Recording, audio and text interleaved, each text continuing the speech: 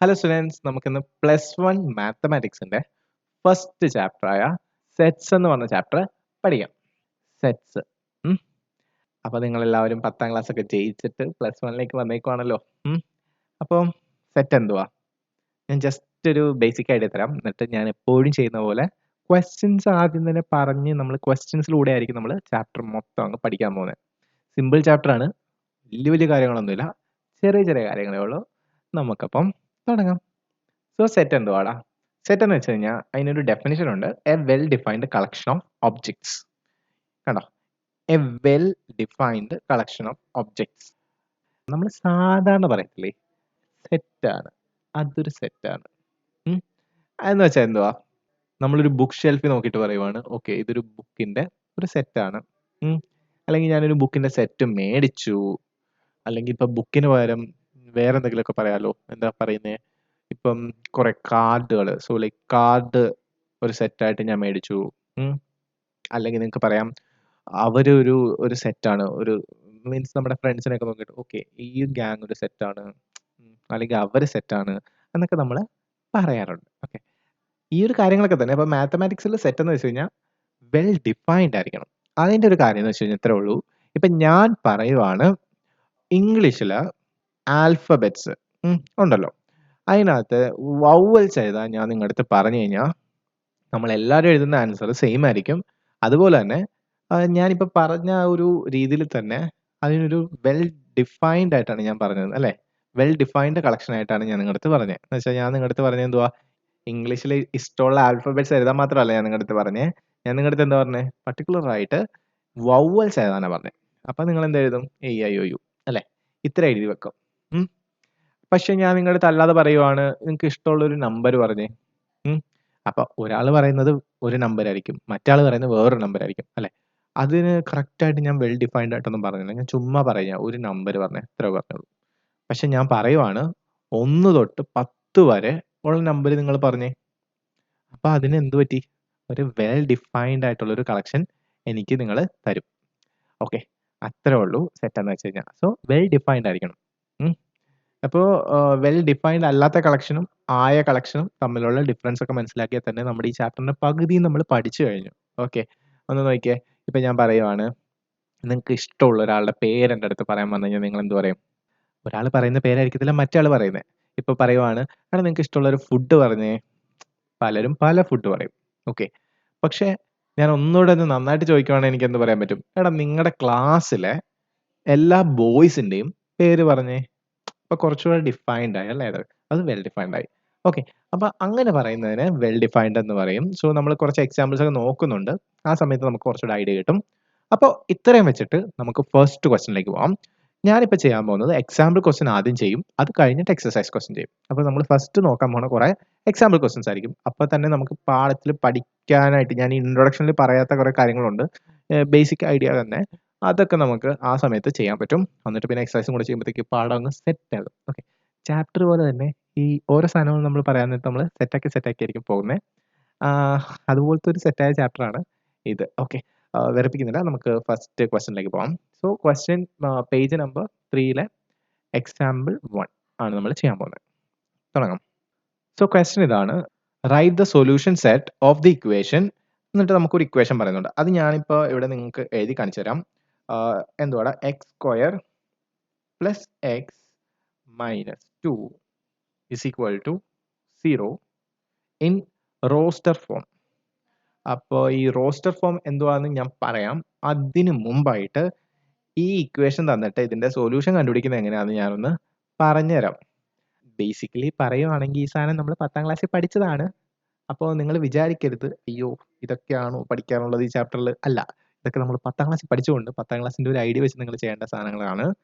അപ്പോൾ 10ാം ക്ലാസ്സിൽ പഠിച്ചിട്ടില്ല എങ്കിൽ ഒന്നുകൂടെ നന്നായിട്ട് കേട്ട് പഠിക്കുക. ഓക്കെ, അപ്പോൾ ഞാനിപ്പോൾ ചെയ്യാൻ പോകുന്നത് എന്താണെന്ന് വെച്ച് കഴിഞ്ഞാൽ ഇതിൻ്റെ സൊല്യൂഷൻ കണ്ടുപിടിക്കാൻ പോവാം. സൊല്യൂഷൻ എന്ന് വെച്ച് കഴിഞ്ഞാൽ ഇവിടെ നമുക്ക് എക്സിന് ഒരു വാല്യൂ ഇട്ട് കൊടുത്തു കഴിഞ്ഞാൽ നമുക്ക് 0 കിട്ടണം. അപ്പോൾ അങ്ങനെ 2 വാല്യൂസ് ഇതിൽ കിട്ടും. അപ്പം ഞാൻ ചെയ്യാൻ പോണ മെത്തേഡ് എന്ന് പറയുന്നത് സ്പ്ലിറ്റിംഗ് ദ മിഡിൽ ടേം മെത്തേഡാണ്. എന്ന് വെച്ചാൽ ഈ മിഡിൽ ടേമിനെ, ഈ എക്സിനെ ഞാൻ അങ്ങ് സ്പ്ലിറ്റ് ചെയ്യാൻ പോവാണ്, 2 നമ്പറായിട്ട് അങ്ങ് സ്പ്ലിറ്റ് ചെയ്യാൻ പോവാണ്. അങ്ങനെ സ്പ്ലിറ്റ് ചെയ്ത് കഴിഞ്ഞാൽ നേരത്ത് നമുക്ക് ആൻസർ കിട്ടും. ഓക്കെ, അല്ലെങ്കിൽ നിങ്ങൾക്ക് അറിയാവുന്ന ഒരു ഫോർമുല ഉണ്ട്, ക്വാഡ്രാറ്റിക് ഫോർമുല അറിയാലോ, negative B plus or minus root of എന്നൊക്കെ പറഞ്ഞിട്ട് ഒരു വലിയ ഫോർമുല ഉണ്ട്. അത് വെച്ച് ചെയ്ത് കഴിഞ്ഞാൽ നിങ്ങൾക്ക് ആൻസർ ഒക്കെ കിട്ടും. പക്ഷെ അത് ഭയങ്കര പാടാണ്. പാട് ഇൻ ദ സെൻസ് ലൈക്ക് പാടല്ല, എന്നാലും നമുക്ക് അത്രയും നേരമൊന്നും കിട്ടത്തില്ല ആൻസർ ചെയ്യാനായിട്ട്. അപ്പോൾ നമുക്ക് പെട്ടെന്ന് ചെയ്യാൻ പറ്റിയ ഒരു ഫോർമുലയാണ് splitting the middle term method. അത് ഇത്രേ ഉള്ളൂ. നമ്മൾ ഈ ഇവിടുത്തെ 2 നമ്പർ ഇല്ലേ, ഈ അറ്റത്തെ 2 നമ്പേഴ്സിൻ്റെയും, അപ്പോൾ ഇവിടെ 3 നമ്പേഴ്സേ ഉള്ളൂ അല്ലേ, 3 ഇതാണുള്ളത്. സോ ഫസ്റ്റ് എക്സ് സ്ക്വയർ, പിന്നെ എക്സ്, പിന്നെ 2. അപ്പോൾ ഇതിൽ അറ്റത്തെ 2 നമ്പറിൻ്റെയും കൂടെ പ്രൊഡക്റ്റ് കണ്ടുപിടിക്കുക. പ്രൊഡക്റ്റ് എന്ന് വെച്ച് കഴിഞ്ഞാൽ അത് മൾട്ടിപ്ലൈ ആകുന്നത് നമുക്ക് കിട്ടുന്ന എത്രയാണെന്ന് നോക്കുക. സോ അതിൻ്റെ പ്രൊഡക്റ്റ് എന്ന് പറഞ്ഞ് നമുക്ക് കിട്ടുന്നത് എത്രയാണ്? പ്രൊഡക്റ്റ് എന്ന് പറഞ്ഞ് കിട്ടുന്നത് ഇവിടെ ഒരു 1 ഉണ്ട്. ഓക്കെ, ഫസ്റ്റ് ഈ എക്സ് ചുമ്മാ എഴുതുവാണെങ്കിൽ എൻ്റെ അടുത്തൊരു 1 ഉണ്ട്. സോ 1 ഇൻറ്റു -2, അതായത് നമുക്ക് -2 ആണ് പ്രൊഡക്റ്റിൽ കിട്ടുന്നത്. സം എന്ന് വെച്ച് കഴിഞ്ഞാൽ മിഡിൽ നമ്പർ ഇല്ലേ, മിഡിൽ നമ്പറിൻ്റെ അടുത്ത് കിടക്കുന്ന കോയിഫിഷ്യൻ്റ് എന്ന് വെച്ചാൽ ഇവിടെ കിടക്കുന്ന ന്യൂമറിക്കൽ കോയിഫിഷ്യൻ്റ് 1 ആണ്. നമുക്ക് 1 കിട്ടണം, അതുപോലെ തന്നെ -2 കിട്ടണം. അങ്ങനെയുള്ള 2 നമ്പേഴ്സാണ് നമ്മൾ കണ്ടുപിടിക്കേണ്ടത്. അപ്പോൾ ആ നമ്പേഴ്സ് കണ്ടുപിടിക്കുന്ന ഒരു രീതിയൊക്കെ ഉണ്ട്. എന്ന് വെച്ചാൽ നമ്മൾ ഈ പ്രൊഡക്റ്റ് കണ്ടുപിടിച്ച -2 ഇല്ലേ, ആ -2ൻ്റെ ഫാക്ടേഴ്സ് എടുക്കുക. ഫാക്ടേഴ്സ് ഏതൊക്കെയാണ് നമുക്ക് പറയാം. നോർമലി 2ൻ്റെ ഫാക്ടേഴ്സ് ഏതൊക്കെയാണെന്ന് വെച്ച് കഴിഞ്ഞാൽ 1ഉം 2ഉം ആണ് അല്ലേ. ആ 1ഉം 2ഉം മാത്രമേ ഉള്ളൂ അതിൻ്റെ ഫാക്ടേഴ്സ് ആയിട്ട്. അപ്പോൾ 1 ഇൻറ്റു 2 ചെയ്ത് കഴിഞ്ഞാൽ നമുക്ക് -2 കിട്ടണം. അതുപോലെ തന്നെ സം അല്ലേ ഇവിടെ പറഞ്ഞേക്കുന്നത്. അപ്പം സം എന്ന് വെച്ചാൽ പ്ലസ്. സോ 1 + 2 ചെയ്ത് കഴിഞ്ഞാൽ നമുക്ക് 1 കിട്ടണം, പോസിറ്റീവ് 1 കിട്ടണം. അപ്പോൾ നമുക്കിവിടെ -2 കിട്ടണം, ഇവിടെ +1 കിട്ടണമെങ്കിൽ നമ്മൾ ഇവിടെ നെഗറ്റീവ് ഇട്ട് കൊടുത്തു കഴിഞ്ഞാൽ നോക്കിയേ, -1 ഇൻറ്റു 2 എന്ന് വെച്ചാൽ എത്രയാണ്, നമുക്ക് -2 കിട്ടും. -1 + 2 എന്ന് വെച്ച് കഴിഞ്ഞാൽ നമ്മൾ വലുതിന് ചേർത്ത് കുറച്ച് വലുതിൻ്റെ സൈൻ, അപ്പോൾ നമുക്ക് +1ഉം കിട്ടും. അപ്പോൾ ഈ ഒരു മെത്തേഡാണ് നമ്മൾ യൂസ് ചെയ്യേണ്ടത്. അപ്പോൾ നമുക്ക് 2 നമ്പേഴ്സ് കിട്ടി. ഏതൊക്കെയാണ് നമ്മുടെ നമ്പേഴ്സ്? -1ഉം 2ഉം. അപ്പോൾ ഈ മിഡിൽ ടേമിന് പകരം ഞാൻ അത് ഫുള്ളായിട്ട് ചെയ്ത് കാണിക്കുവാണ്, കാരണം നിങ്ങൾക്ക് ഒരു ഡൗട്ടും ഉണ്ടാകാൻ പാടില്ല. സോ ഈ മിഡിൽ ടേമിന് പകരം നമുക്ക് ക്വസ്റ്റൻ എങ്ങനെയായിരുന്നു, എക്സ് സ്ക്വയർ, പിന്നെ എനിക്ക് മിഡിൽ ടേം സ്പ്ലിറ്റ് ചെയ്തപ്പോൾ കിട്ടിയ 2 നമ്പേഴ്സ് ഏതൊക്കെയാണ്? ഒരെണ്ണം -1. സോ -1 എന്ന് ഞാൻ ഇട്ട് കൊടുക്കാം. So -1x. Okay, so -1 X ഏതാണ്? ഈ എക്സ്. സോ ഈ എക്സിനെ ഞാൻ സ്പ്ലിറ്റ് ചെയ്യാൻ നേരത്ത് ആ എക്സ് എന്ന് പറഞ്ഞ നമ്പർ ഇട്ട് കൊടുക്കണം. ഓക്കെ, എക്സ് എന്ന് പറഞ്ഞ വേരിയബിൾ ഞാൻ ഇട്ട് കൊടുത്തു. അതുപോലെ തന്നെ പിന്നെന്താ ഉള്ളത്, നമുക്ക് കിട്ടിയ അടുത്ത നമ്പർ ഏതാ? +2 ആണ്. ഓക്കെ, +2. സോ +2 എക്സ് ആണ് നമ്മൾ സ്പ്ലിറ്റ് ചെയ്തത്, അതുകൊണ്ട് തന്നെ ആ എക്സ് അങ്ങ് ഇട്ട് കൊടുക്കണം. അപ്പോൾ നമ്മൾ ആ എക്സിനെ സ്പ്ലിറ്റ് ചെയ്ത് കഴിഞ്ഞപ്പോഴത്തേക്ക് നമുക്ക് കിട്ടിയ നമ്പറാണ് -1x + 2x. നോക്കിയേ, ഇത് അങ്ങ് നമ്മൾ സോൾവ് ചെയ്ത് കഴിഞ്ഞാൽ നമുക്ക് ആൻസർ എത്ര തന്നെ കിട്ടും? എക്സ് തന്നെ കിട്ടത്തില്ലേ അല്ലേ? -1x + 2x എന്ന് പറഞ്ഞ് നമ്മൾ സോൾവ് ചെയ്ത് കഴിഞ്ഞാൽ നമുക്ക് 1x എന്ന് കിട്ടും, അതായത് എക്സ് എന്ന് തന്നെയാണ് അല്ലേ. അപ്പോൾ അതിനെ നമ്മൾ ഈ എക്സിനെ സ്പ്ലിറ്റ് ചെയ്തപ്പോൾ കിട്ടിയ 2 നമ്പേഴ്സ് ആണ് ഈ 2 നമ്പേഴ്സ്. ഓക്കെ, അത് ചെയ്യാനായിട്ടാണ് നമ്മൾ ഈ ഇടയ്ക്ക് ഒരു മിഡിൽ സ്റ്റെപ്പ് നമ്മൾ ചെയ്തത്. ഓക്കെ, ഈ സ്റ്റെപ്പ് ചെയ്യാതെയും ചെയ്യാൻ പറ്റുമെങ്കിൽ നിങ്ങൾ ചെയ്യാം. ഓക്കെ, അത് കഴിഞ്ഞിട്ട് നമ്മൾ ഈ -2 അവസാനത്തെ ഒരു -2 ഉണ്ടായിരുന്നല്ലോ, അതും കൂടി ഇട്ട് കൊടുക്കുക. അത് =0 ആണ്. എന്നിട്ട് നമ്മൾ എന്ത് ചെയ്യുക, ഇതിനെ ഞാൻ ഒന്നുകൂടെ ഒന്ന് റീറൈറ്റ് ചെയ്യാം നിങ്ങൾക്ക് കുറച്ചുകൂടെ മനസ്സിലാകാനായിട്ട്. നമ്മൾ ഇത് എഴുതേണ്ടത് ഇങ്ങനെയാണ്. ഈ 1x ഒന്നും എഴുതേണ്ട ആവശ്യമില്ല. നമ്മൾ ഇച്ചിരി നന്നായിട്ട് നീറ്റായിട്ട് എഴുതാൻ നേരത്ത് നമുക്ക് ഇത്രയും മാത്രമായിട്ട് എഴുതാൻ പറ്റും അല്ലേ. ഇനി ഞാൻ ചെയ്യാൻ പോണത് ഇതിനെ ഗ്രൂപ്പ് ചെയ്യാൻ പോവാം. നോക്കിയേ, ഇത് രണ്ടും എടുക്കുന്നു, ഇത് രണ്ടും എടുക്കുന്നു. ഫസ്റ്റിനകത്ത് എനിക്ക് കോമൺ ആയിട്ടുള്ള എന്തൊക്കെയാ? ഇവിടെ ഒരു എക്സ് ഉണ്ട്, ഇവിടെ ഒരു എക്സ് ഉണ്ട്. ഓക്കെ, അപ്പോൾ ഞാൻ ഈ സൈഡിലായിട്ട് എഴുതുവാണ്. ആദ്യത്തെ ഒരു സ്ഥലത്തെ എക്സ് ഞാൻ എടുക്കുവാണെങ്കിൽ, കോമൺ ആയിട്ട് എടുക്കുവാണെങ്കിൽ, പിന്നെ ബാക്കിയുള്ള എന്തുവാടാ? ഇവിടെ 2 എക്സ് ഉണ്ടായിരുന്നു, എക്സ് സ്ക്വയർ ആയിരുന്നു ഉണ്ടായിരുന്നത്. ഒരു എക്സ് ഞാൻ പുറത്തെടുത്തു, ബാക്കിയുള്ള എന്തുവാ? ഒരു എക്സ് ഉണ്ട് അല്ലേ. എക്സ് സ്ക്വയറിനകത്തുനിന്ന് ഒരു എക്സ് പുറത്തെടുത്ത് കഴിഞ്ഞാൽ ബാക്കി എന്തായാലും എക്സ് ഉണ്ടല്ലോ, ഒരു എക്സ് ഉണ്ടാവും. അതുപോലെ തന്നെ ഇവിടെ നോക്കിയേ, മൈനസ് ഉണ്ടായിരുന്നു, പിന്നെ ഈ ഇവിടെ ഒരു എക്സേ ഉള്ളായിരുന്നു. ആ എക്സിനെ അങ്ങ് പുറത്തെടുത്തപ്പോൾ പിന്നെ ബാക്കി എന്തുണ്ട്? ഒന്നുമില്ലെന്ന് പറയരുത്. നോക്കിയേ, എക്സ് ഇൻറ്റു 1 ആണ് എക്സ്. അപ്പോൾ ഈ എക്സ് അങ്ങ് പുറത്തെടുത്ത് കഴിഞ്ഞാൽ ബാക്കി എന്തുണ്ട്? ഈ 1 ഉണ്ട്. അപ്പോൾ നമ്മൾ പുറത്തെടുത്ത് കഴിഞ്ഞപ്പോഴത്തേക്കും നമുക്ക് ബാക്കിയുള്ള 1 അങ്ങ് ഇട്ട് കൊടുക്കണം.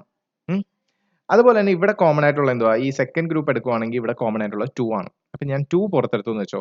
അപ്പം ഞാൻ ഇവിടെ എഴുതുവാണ് +2 ഞാൻ പുറത്തെടുത്തേക്കുന്നത്. സോ ലൈക്ക് +2 അല്ലെങ്കിൽ 2 പുറത്തെടുത്തു എങ്കിൽ എനിക്ക് ബാക്കിയുള്ള എന്തൊക്കെയാടാ? അവിടെ എക്സ് ഉണ്ട്, പിന്നെ ഇവിടെ അതുപോലെ തന്നെ അല്ലേ. 2 പുറത്തെടുത്തു, അപ്പോൾ എനിക്ക് എന്തുണ്ട്? -1 അവിടെയും കിട്ടും. അപ്പോൾ ഇവിടെ നോക്കിയേ, ഈ ബ്രാക്കറ്റിൽ കിടക്കുന്ന രണ്ടും ഈക്വൽ ആണ്, ഈക്വൽ ആവണം. ഓക്കെ, അപ്പോൾ അങ്ങനെ ഈക്വൽ ആയതുകൊണ്ട് തന്നെ അത് ഞാൻ കോമൺ ആയിട്ട് എഴുതുക. സോ ലൈക്ക് x-1 എന്ന് പറഞ്ഞ് ഞാൻ എഴുതുവാണ്. ഇനി ബ്രാക്കറ്റിന്റെ വെളിയിലുള്ള എന്തൊക്കെയാടാ? നമുക്ക് എക്സ് പിന്നെ +2 ആണ്, അപ്പോൾ x + 2. അങ്ങനെ നമുക്ക് ബ്രാക്കറ്റിന് വെളിയിലുള്ളതും ബ്രാക്കറ്റിന്റെ അകത്തുള്ളത് നമ്മൾ കോമൺ ആയിട്ട് എടുത്തു. അതുപോലെ തന്നെ ബ്രാക്കറ്റിന് വെളിയിലുള്ളത് രണ്ടും കൂടെ അങ്ങ് എഴുതിയപ്പോഴത്തേക്കും നമുക്ക് ഇങ്ങനെ ഒരു ആൻസർ കിട്ടി. അപ്പോൾ ഇതിനകത്ത് നിന്ന് നമ്മൾ സൊല്യൂഷൻ കണ്ടുപിടിക്കുന്നത് എങ്ങനെയാണെന്ന് വെച്ചാൽ നമ്മൾ ഇങ്ങനെ എഴുതും x minus one first number എടുക്കും. X minus one is equal to 0 എന്നിടും. കാരണം ഇവിടെ ഈക്വൽ ടു 0 ആയിരുന്നു. എന്നിട്ട് എക്സിന്റെ വാല്യൂനകത്തുനിന്ന് കണ്ടുപിടിക്കും. അപ്പോൾ എത്രയാ? എക്സ് ഇസ് ഈക്വൽ ടു ഈ -1നെ ഈക്വൽ ടുന്റെ ഇപ്പുറത്തേക്ക് കൊണ്ടുപോയാൽ എന്തായിട്ട് മാറും? അത് +1 ആകും. അപ്പോൾ എക്സിന്റെ വാല്യൂ എത്ര കിട്ടി? +1. ഇനി ഇവിടെ നോക്കിയേ എക്സ് പ്ലസ് 2. അപ്പോൾ X plus 2 is equal to 0. അതായത് എക്സ് ഈസ് ഈക്വൽ ടു ഈ 2നെ ഇപ്പുറത്തേക്ക് കൊണ്ടുവരിക. അപ്പം നമുക്ക് എത്ര കിട്ടും? -2 കിട്ടും. അപ്പം നമുക്ക് എക്സിന്റെ രണ്ട് വാല്യൂസ് കിട്ടി, അല്ലെങ്കിൽ എക്സിന്റെ രണ്ട് സൊല്യൂഷൻസ് കിട്ടി. ഇത്രയും ക്ലിയർ ആണല്ലോ. അപ്പം എക്സിന്റെ രണ്ട് വാല്യൂസ് കിട്ടി. സോ നമുക്ക് ഇനി ഇതിനെ എന്താക്കണം? നമ്മൾ എന്താക്കി എഴുതാനാണ് പറഞ്ഞേക്കുന്നത്? സൊല്യൂഷൻ കിട്ടിയിട്ട് അതിനെ റോസ്റ്റർ ഫോമിൽ എഴുതണം. Roster form. അപ്പം റോസ്റ്റർ ഫോം എന്തുവാ നമുക്ക് നോക്കാം. ജസ്റ്റ് ഞാൻ പറയുവാണെങ്കിൽ സെറ്റിനെ നമുക്ക് രണ്ടായിട്ട് റെപ്രസെന്റ് ചെയ്യാം, അല്ലെങ്കിൽ രണ്ട് മെത്തേഡ് ഉണ്ട് സെറ്റിനെ റെപ്രസെന്റ് ചെയ്യാനായിട്ടുള്ളത്. സോ ആ രണ്ട് മെത്തേഡ്സ് ഏതൊക്കെയാണെന്ന് നമുക്ക് നോക്കാം. ഫസ്റ്റ് മെത്തേഡ് ആണ് roster or tabular form. Roster എന്ന് വിളിക്കാം, അല്ലെങ്കിൽ ടാബുലർ ഫോം എന്ന് വിളിക്കാം. അതാണ് നമ്മുടെ ഫസ്റ്റ് മെത്തേഡ്. ഓക്കെ. അതുപോലെ തന്നെ സെക്കൻഡ് ആയിട്ടൊരു മെത്തേഡ് ഉണ്ട്. അതെന്തുവാ? സെക്കൻഡ് മെത്തേഡ് എന്ന് പറയുന്നത് സെറ്റ് ബിൽഡർ ഫോം. ഓക്കെ ആണോ? അപ്പോൾ സെറ്റിനെ തന്നെ നമുക്ക് രണ്ടായിട്ട് റെപ്രസെന്റ് ചെയ്യാം. ഒന്നെന്ന് പറയുന്നത് റോസ്റ്റർ ഫോം അല്ലെങ്കിൽ ടാബുലർ ഫോമിൽ റെപ്രസെന്റ് ചെയ്യാം. മറ്റൊന്ന് സെറ്റിനെ നമുക്ക് സെറ്റ് ബിൽഡർ ഫോമിലും റെപ്രസെന്റ് ചെയ്യാം. അപ്പോൾ നമ്മൾ ഇപ്പോൾ ചെയ്യാൻ പോകുന്നത് സെറ്റിനെ റോസ്റ്റർ ഫോമിൽ റെപ്രസെന്റ് ചെയ്യാൻ പോകണം. റോസ്റ്റർ ഫോം എന്ന് പറയാൻ നേരത്ത് നമ്മൾ എങ്ങനെയാണ് ചെയ്യേണ്ടതെന്ന് നമുക്ക് പഠിക്കാം. അപ്പോൾ ഈ ക്വസ്റ്റനിലൂടെ നമ്മൾ റോസ്റ്റർ ഫോം മാത്രമേ നോക്കുന്നുള്ളൂ. അടുത്ത ക്വസ്റ്റനിൽ വരാൻ നേരത്ത് നമുക്ക് സെറ്റ് ബിൽഡർ ഫോമും നമുക്ക് കാണാൻ പറ്റും. അപ്പം നമുക്ക് ഈ ക്വസ്റ്റിൻ്റെ ആൻസർ ആയിട്ട് നമുക്ക് രണ്ട് ആൻസറാണ് കിട്ടിയത്. എക്സ് എന്ന് പറയുന്നത് എന്തൊക്കെ കിട്ടി? എക്സ് ഇസ് ഈക്വൽ ടു +1, അതായത് 1ഉം നമുക്ക് -2 ആണ് കിട്ടിയത്. അപ്പോൾ നമുക്ക് ഇതിനെ റോസ്റ്റർ ഫോമിലായിട്ട് എഴുതാൻ പറഞ്ഞു കഴിഞ്ഞാൽ നമുക്ക് ഈ സൊല്യൂഷൻ എങ്ങനെ എഴുതാം? റോസ്റ്റർ ഫോമിൽ എഴുതാം. സോ റോസ്റ്റർ ഫോം, അങ്ങനെ റോസ്റ്റർ ഫോം എന്നൊക്കെ പറഞ്ഞിട്ട് എഴുതിയിട്ട് ഈക്വൽ ടു സെറ്റ്സ് എഴുതാൻ നേരത്ത് നമ്മൾ ഒരു കേർലി ബ്രേസസ് അല്ലെങ്കിൽ ബ്രാക്കറ്റ്സ്, കേർലി ബ്രാക്കറ്റ് എന്ന് പറയാം, കേർലി ബ്രേസസ് എന്ന് പറയാം, അങ്ങനെ കുറച്ച് പേരുണ്ട്. നമ്മൾ കേർലി ബ്രാക്കറ്റ്സ് ആണ് യൂസ് ചെയ്യുന്നത്. അപ്പോൾ സെറ്റിനെ റെപ്രസെന്റ് ചെയ്യുന്നത് എങ്ങനെയാണ്? കേർലി ബ്രാക്കറ്റ്സ് ആണ്. നോർമൽ ബ്രാക്കറ്റ്സ് അല്ല, കേൾ ആയിട്ടുള്ള ഒരു ബ്രാക്കറ്റ് ആണ്. അപ്പോൾ നമുക്ക് എങ്ങനെയാണ് അത് വരയ്ക്കുന്നത്? ഇങ്ങനെ രണ്ട് കേർലി ബ്രാക്കറ്റുകൾ നിങ്ങൾ ഇടുക. അതിനുശേഷം നിങ്ങൾ എന്ത് ചെയ്യുക? അതിൻ്റെ അകത്ത് നമ്മൾ എന്ത് എഴുതുക? സെറ്റ് എഴുതണം. സോ ഇങ്ങനത്തെ കേർലി ബ്രേസസിന്റെ അല്ലെങ്കിൽ കേർലി ബ്രാക്കറ്റ്സിന്റെ അകത്ത് നമ്മൾ എന്ത് എഴുതുക? അത് നമുക്ക് കിട്ടിയ രണ്ട് ആൻസർ എഴുതുക. അത് എഴുതുന്നത് എങ്ങനെയാ? 1 ഇടുക, കോമ ഇടുക, -2. സോ ഇങ്ങനെയുള്ള കേർലി ബ്രാക്കറ്റിന്റെ അകത്ത് നമ്മൾ എന്ത് എഴുതണം? നമ്മുടെ ആൻസർ അങ്ങ് ഇട്ട് കൊടുക്കുക. ഓക്കെ ആണോ? സോ ഇങ്ങനെ എഴുതി കഴിഞ്ഞാൽ നമ്മുടെ റോസ്റ്റർ ഫോം കംപ്ലീറ്റ് ആയി. അപ്പോൾ ഇത്രേ ഉള്ളൂ. നമ്മൾ കേർലി ബ്രാക്കറ്റുകൾ ഇടുക, അതിൻ്റെ അകത്ത് നമ്മുടെ കിട്ടിയ രണ്ട് ആൻസേഴ്സ് സൊല്യൂഷൻസ് അങ്ങ് ഇട്ട് കൊടുക്കുക. ഇത്രേ ഉള്ളൂ ആൻസർ. ഇപ്പം ഇനി അവർ പറയുവാണ്, ഇതിൻ്റെ അകത്തുനിന്ന് ഞാൻ ഒരു എക്സാമ്പിളും കൂടെ പറയാം. ഞാൻ നിങ്ങളുടെ അടുത്ത് പറയുവാണ്, ഇംഗ്ലീഷ് ആൽഫബറ്റ്സിലെ വവൽസ് റോസ്റ്റർ ഫോമിൽ എഴുതാൻ പറയുവാണെങ്കിൽ നിങ്ങൾ എങ്ങനെ എഴുതണം? നമ്മൾ ആദ്യമേ കേർലി ബ്രേസസ് വരയ്ക്കണം. എന്നിട്ട് നമ്മൾ എന്ത് ചെയ്യുക? നമ്മുടെ ആ AIOU ഇടുക. സോ A, ഇടുക, EIOU, എന്നിട്ട് നമ്മുടെ ബ്രേസസ് ക്ലോസ് ചെയ്യുക. ഓക്കെ. അപ്പോൾ ഇത്രയും ചെയ്ത് കഴിഞ്ഞാൽ നമ്മുടെ ആൻസർ കംപ്ലീറ്റ് ആയി.